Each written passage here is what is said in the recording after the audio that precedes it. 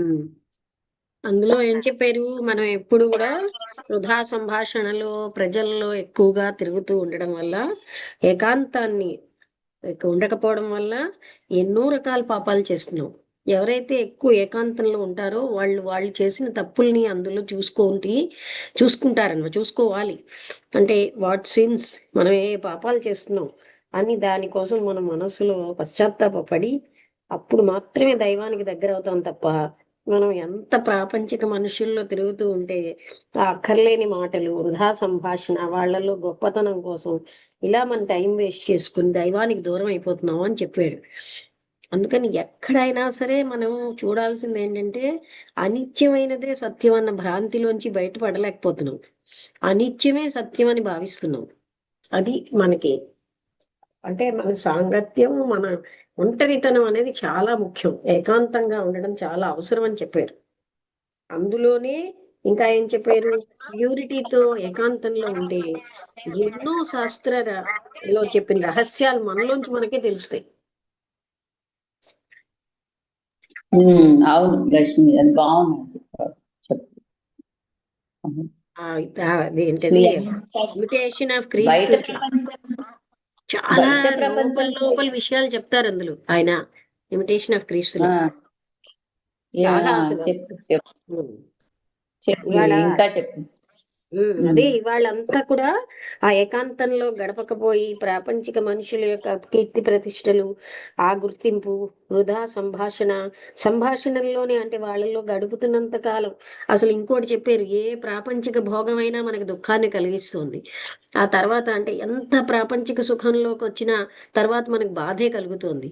అందుకని చెప్పి అటువంటి వాటిని మనం కట్ చేసుకుని అంతర్ముఖం అవుతేనే భగవత్ సాన్నిధ్యంలో ఉన్నంత ఆనందం ఇంత అంత కాదు. ఆ తర్వాత ఆయన యొక్క గ్రేస్ కూడా మనకి నిరంతరం ఉంటూ ఉంటుంది కనుక మనకి అన్ని పనులు కూడా హాయిగా ఉంటాయి. అది లేనంత వరకు, బయట వెతుక్కున్నంత వరకు సుఖం ఉండదు, ఆనందము ఉండదు.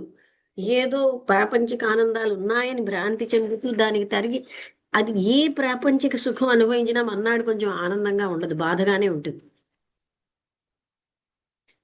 అని చెప్పారు. చాలా బాగుంది ఆ ఇమిటేషన్ ఆఫ్ క్రైస్ట్. బాగున్నారు, వింటుంటే చెప్తుంటే బాగుంది. చాలా లోతుగా చెప్తున్నారు ఉమ్, ఆ పుస్తకాన్ని. ఎందుకు అది చదవలసిన ఉమ్, పుస్తకం అని అంటే, మనని ప్యూరిఫై చేయడానికి మనం ఏం చేస్తే అంటే ఆ సూక్ష్మాతి సూక్ష్మమైన విషయాలు చూపిస్తున్నారు. ఉమ్. అందులో బోల్డ్ అన్ని ఎడిషన్లు కనిపిస్తున్నాయి. ఏ ఎడిషన్ కరెక్ట్ చదవడానికి ఉపయోగంగా ఉంటుంది? నాకు ఒక పుస్తకం నేను ఇక్కడ ఒకసారి డౌన్లోడ్ చూశాను. చేశాను. ఆ ఆ పుస్తకం చెప్పనా? పేరేంటి? ఆ ఇమిటేషన్ ఆఫ్ ఎవరు క్రీస్తే, ఇది? కానీ చెప్తాను. ఆ, ఆ, ఆ ఎవరు పుస్తకం ఎడిషన్ అని ఉంటాయి? వాళ్ళే, అదే ప్రతి లక్ష్మీవారం అది చదువుతాం అనమాట. ప్రతి ఆదివారం ధమ్మపదం. అంటే ఒంటరిగా ఉన్నాము అని చెప్పి ఏదో అదేదో లోపం కింద భావించి మనము అనవసరంగా వ్యథ చెందుతూ ఉంటాం. You feel depressed. అది కరెక్ట్ కాదు. అది wrong. ఒంటరితనంలోనే నిజమైన మనం అన్ని చేసిన తప్పుల్ని మనం చూసుకుని వాటికి మళ్ళీ మనం అందులోంచి బయటపడడానికి దానివల్లే, అంటే అప్పుడు పవిత్రం అవుతాం. మనం పవిత్రం చేసుకోవడానికి ఒంటరితనం, అప్పుడు భగవంతుడికి దగ్గర అవుతాం.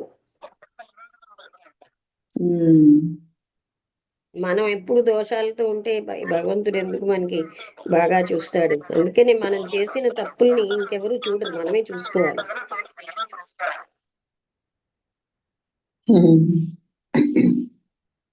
ఇది book 1, admonitions useful for a spiritual life అని.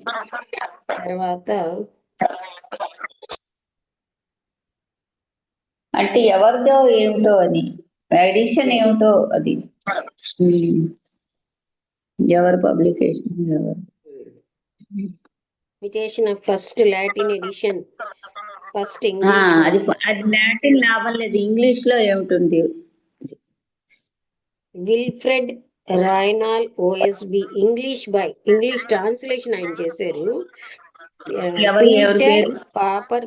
Peter Pauper Press MT Vernon అని ఉంది. అలాగే, అది తర్వాత జ్ఞాపకం పెట్టుకోండి. As written by Thomas Kempis, నేను చెప్పాను కదా థామస్ కెంపిస్ అని ఆయన రాశాడు. థామస్ కెంపిస్ అతనే రాశాడు కదా, మెయిన్ కర్త, గ్రంథకర్త అతనే.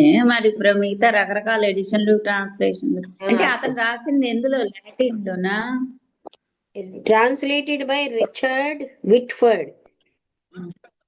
నేను అనేది ఆ థామస్ కెంప్సన్ అనే అతను లాటిన్ లో బహుశా రాశాడా, అలా రాసి గ్రీక్? ఉంటాడు. అదేమో ట్రాన్స్లేట్ చేసింది Richard Whitford and decorated by Richard. Valiant Angelo. సరే సరే.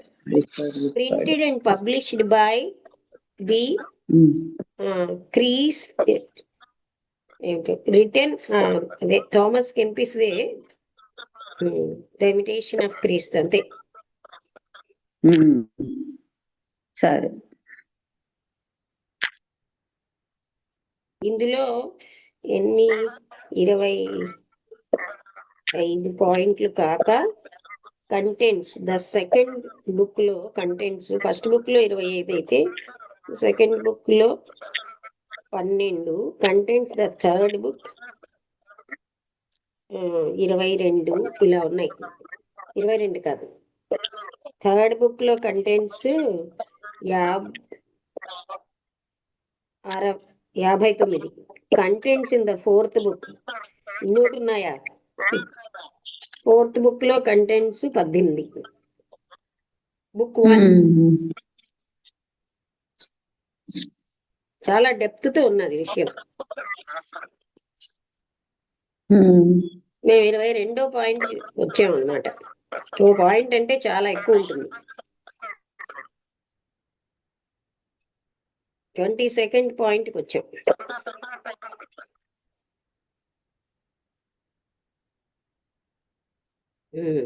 ఇంకా నాగరాణి గారు ఇంకేమైనా మాట్లాడతారా? రామలక్ష్మి గారు.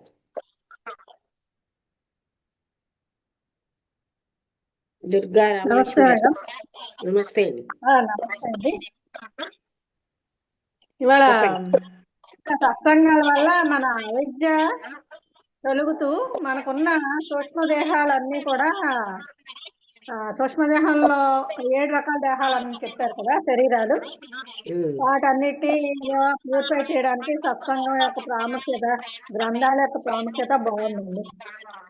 అలాంటి సాంగత్యంలో ఉంటే ఆ విద్య తొలగి మనం జ్ఞానం వైపు, జ్ఞానాన్ని తీసుకోగలుగుతాం అని అనిపించింది. అదేను ఈ సూక్ష్మ శరీరం ఎలా అడ్డుతోంది, భౌతిక శరీరం ఎలాగ మన అసలు పర్పస్ ని అడ్డుతోంది, ఇవన్నీ మనం తెలుసుకున్నాం. తర్వాత ఇమిటేషన్ ఆఫ్ క్రీస్తు లో ఏం చెప్పారంటే ఎక్కువ ఒంటరిగా ఉండడం మంచిదని. ఒంటరిగా ఉండి మనం చేసిన తప్పులు ఏంటి అని వాటికి మనం పశ్చాత్తాపడి సరిదిద్దుకోవాలి. పర్గేషన్ అంటే పవిత్రీకరణ జరుగుతుంది అప్పుడు.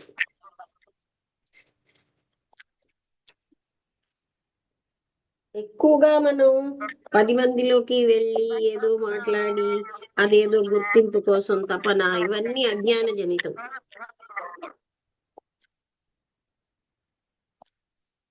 సరేనా? అయితే అందరికీ అర్థమైంది కదా. ముగించేస్తున్నాను.